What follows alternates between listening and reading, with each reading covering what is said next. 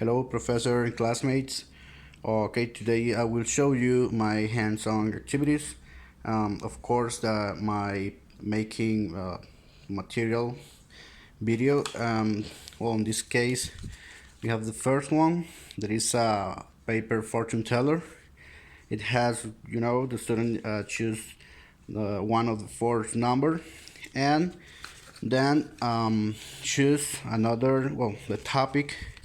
For example, in this case, natural resources, and I ask you, the student, about the mention to non-renewable resources, and of course with other topics, for example, means of transportation, technology, and it has also well, a question, maybe a random question.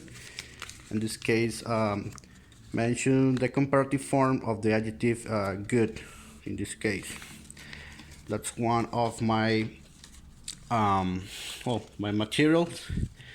Then we have a game about to insert words into well, these two class.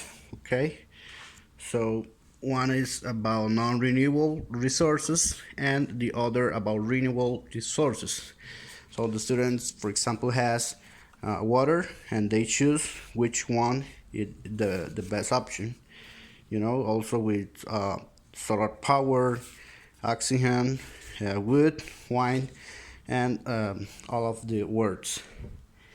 Then we have a memory game.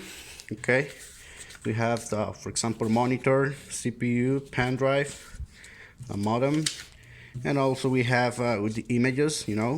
That's a memory game, and that's the third game, or the third the third game basically. And the fourth hands-on, I have, some questions. Okay, a game about questions. So in this case, about computers and technology, it has a question: which devices are used to play sounds from the computer to the user? And also other topics, for example, or random questions also. For example, how do you get to high school? What time do you leave home? Okay.